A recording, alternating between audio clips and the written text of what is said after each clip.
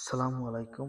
এখন আমি আপনাদের সাথে ভিডিওতে যে বিষয় নিয়ে আলোচনা করব, সেই বিষয়টি হলো হাঁস চাষ পদ্ধতি নিয়ে। যারা আপনারা হাঁসের খামার করতে চান, তারা কিভাবে হাঁস পালন করবেন এবং লাভ বেশি হবে, এই বিষয় নিয়ে এই ভিডিওতে আলোচনা করা হবে। যদি আপনি হাঁস বা মুরগি যেখানেই বাণিজ্যিকভাবে চাষ করতে চান, সেখানে যদি জায়গায় সংকট হয় বা জায়গা কম থাকে, তাহলে হাঁসের গ্রোথ বা জায়গার জায়গা কম থাকার কারণে গ্রোথ কমে যায় এবং রোগ প্রতিরোধ ক্ষমতা কমে যায় এবং অতিরিক্ত রোগে আক্রান্ত হয়। কেননা যে জায়গাটায় আপনি হাঁস পালন করবেন, ওই জায়গাটায় বেশি জীবাণু আক্রমণ করে, কেননা অতিরিক্ত থাকার কারণে, এবং পরিষ্কারও খুব তাড়াতাড়ি করতে পারেন না। আর আপনি যে স্থানে হাঁস পালন করবেন, ওই স্থানের জায়গাটা যদি বেশি আকারে ধারণ করতে পারেন বা বেশি রাখতে পারেন, তাহলে হাঁসও খুব দেরিতে ময়লা করে ফেলে এবং আপনি হাঁস এর রোগ প্রতিরোধ ক্ষমতা বেশি থাকে এবং রোগবালাই খুব কম হয়, আপনার ঔষধ খরচ খুব কম লাগে। এছাড়া আপনার আরেকটি দিক খেয়াল রাখতে হবে যে হাঁসের খাদ্য। হাঁস সবসময় খায়, যত দিবেন অতই খাবে, কিন্তু আপনার বাণিজ্যিকভাবে বা লাভবান করতে হলে হাঁসকে আপনার পরিমাণ মতন খাওয়াতে হবে।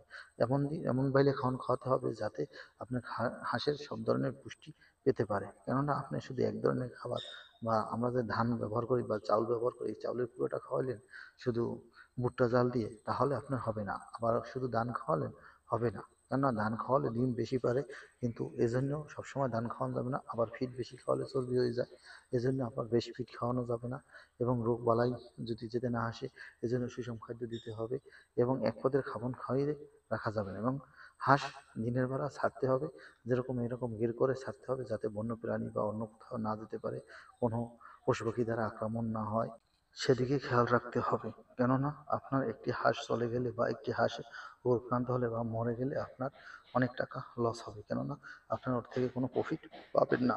এজন্য আপনাকে সবসময় ভালো জায়গায় এবং ভালো ব্যবস্থা করে রাখতে হবে এবং সবসময় বেড়া দিয়ে রাখতে হবে।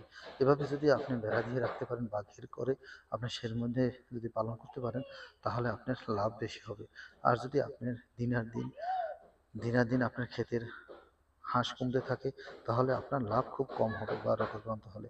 এবং আপনার সবসময় খেয়াল রাখতে হবে যে আপনার যে গেটটা করবেন বা সেখানে শুধু হাঁসের জন্য ছাড়াও যে মাঠ থাকবে, এখানে ফলের চাষ করতে হবে বা শাকসবজির চাষ করতে হবে। এই ফলের বা শাকসবজির চাষ করলে তাহলে আপনার লাভ বেশি হবে।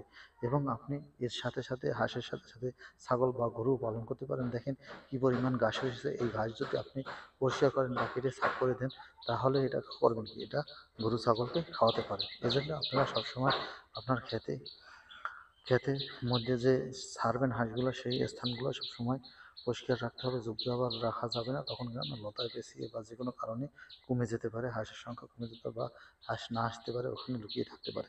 আর সবচেয়ে বড় দিকটা হলো যে হাঁস সকালবেলা ডিম পারে, এই জন্য সকালবেলা অতি সকালে ছাড়া যাবে না, যে হাঁস সম্পূর্ণ ডিম না পারা পর্যন্ত।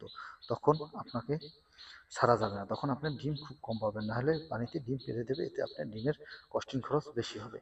এছাড়া আপনার জমি যেখানে হাঁস পালন করবেন, সেখানে জমি যদি বেশি সেচতে হয় বা কাদা হয়, সেখানে পানি শুকিয়ে রোদে শুকাতে হবে যাতে শক্ত হয়ে যায়, তাহলে আপনার হাঁস বেশি সময় থাকতে পারবে। আমার ভিডিও ভালো লাগলে প্লিজ সাবস্ক্রাইব।